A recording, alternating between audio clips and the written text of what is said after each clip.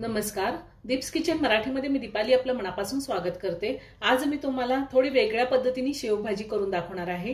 ह्या आधी सुद्धा मी शेवभाजीचा व्हिडिओ अपलोड केलेले आहे आणि त्या व्हिडिओला तुम्ही खूप छान प्रतिसाद दिला, त्याबद्दल तुमचे मनापासून धन्यवाद। तर शेवभाजीसाठी आपल्याला काय साहित्य लागणार आहे ते आपण पाहूयात। शेवभाजी करण्यासाठी मी इथे एक मोठी वाटी शेव घेतलेली आहे। ही जाड शेव घेतली, तुम्ही तिखट शेव सुद्धा घेऊ शकता। 2 मीडियम साइजचे कांदे मी कट करून घेतले। तुमच्याकडे जर मोठा कांदा असेल तर एक घेतला तरीही चालेल। एका मोठ्या टोमॅटोचे मी पेस्ट तयार करून घेतलेली आहे। टोमॅटो चिरून घेतला बारीक तरीही चालतो। आणि इथे 100 ग्रॅम पनीर घेतले। पनीर असं मी कट करून घेतलेलं आहे। अर्धी वाटी दुधामध्ये मी 10 ते 12 काजू भिजत ठेवले होते अर्धा तास। 10-12 लसणाच्या पाकळ्या, अर्धा इंच आलं आणि थोडी कोथिंबीर घेतलेली आहे। 1 चमचा जिरे, अर्धा चमचा हळद, 2 ते 3 चिमूट मी हिंग घेतली, 1 चमचा धने पावडर, अर्धा चमचा जिरा पावडर, 1 चमचा किचन किंग मसाला। किचन किंग मसाला नसेल तर गरम मसाला वापरला तरीही चालेल। 1.5 चमचा मी बेडगी मिरची पावडर घेतलेली आहे आणि अर्धा चमचा माझा घरगुती काळं तिखट आहे। 1 चमचा कसुरी मेथी आणि चवीनुसार मीठ लागणार आहे आणि तेल लागणार आहे। तुम्ही तेलामध्ये बटर सुद्धा वापरू शकता। मी गॅसवर पॅन ठेवलाय, त्यामध्ये 1 छोटा चमचा तेल घातलंय आणि आता आपल्याला कांदा भाजून घ्यायचा आहे। कांदा थोडा लाल होईपर्यंत मी भाजून घेणार आहे। याआधी सुद्धा मी खूप सारे व्हेज नॉनव्हेज रेसिपी अपलोड केलेले आहे, त्याची लिंक मी डिस्क्रिप्शन बॉक्समध्ये दिली आहे, तुम्ही पाहू शकता।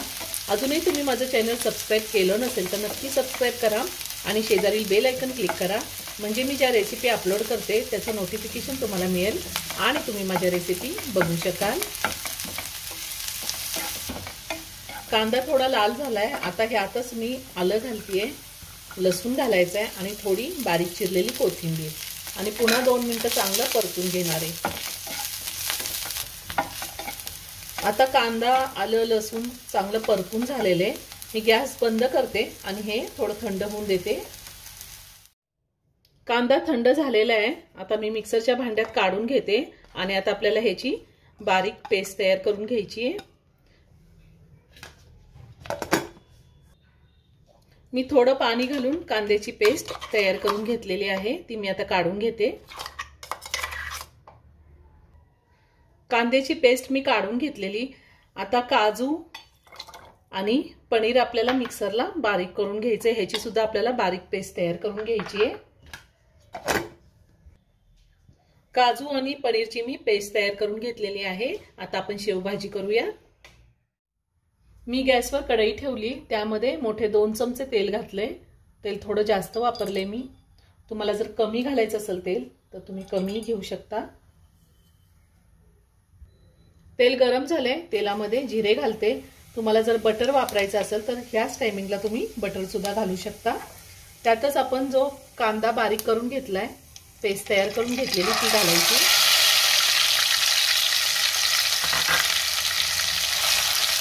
आणि छान परतून घ्यायचा कांदा। कांदा आपण आधीच थोडं तेल घालून परतून घेतला होता, त्यामुळे कांद्याची पेस्ट परतायला जास्त वेळ लागत नाही।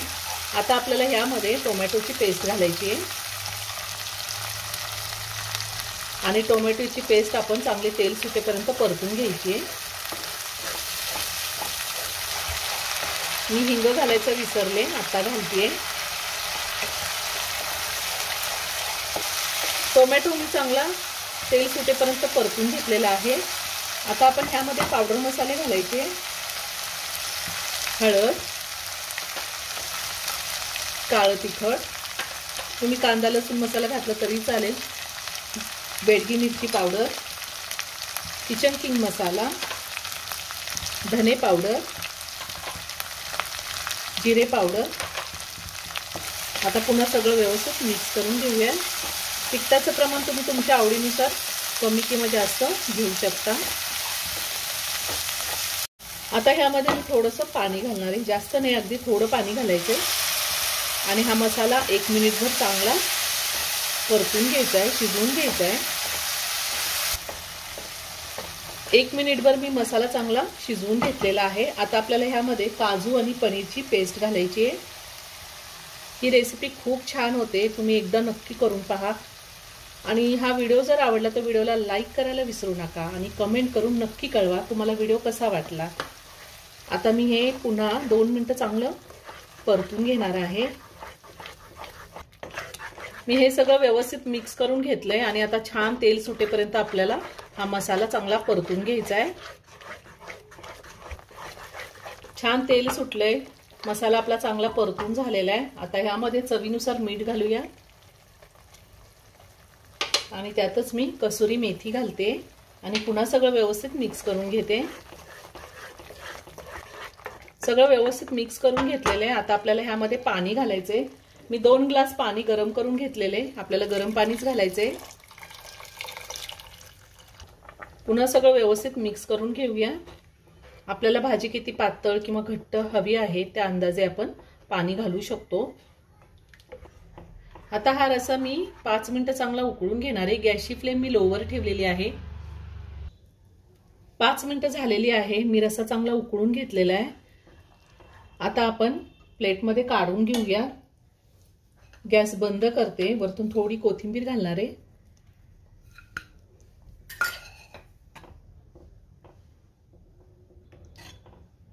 खूप छान तर्री आली रश्श्याला, खूपच छान झालाय रस्सा। आता एका प्लेटमध्ये काढून घेते। रस्सा एका प्लेटमध्ये काढून घेतलाय। आता वरतून शेव घालते। आपल्याला ज्या वेळेस जेवायचे त्याच वेळेस ही शेव रश्श्यामध्ये घालायची आहे। तयार झाली शेवभाजी। रेस्टॉरंट हॉटेलपेक्षा सुद्धा खूप छान होते। एकदा नक्की ह्या पद्धतीने भाजी करून पहा आणि व्हिडिओ आवडला तर व्हिडिओला लाईक आणि शेअर करायला विसरू नका। रेसिपी आवडली असेल तर कमेंट करून नक्की कळवा। पुन्हा भेटूया अशाच एका छानशा साध्या आणि सोप्या रेसिपी बरोबर। धन्यवाद।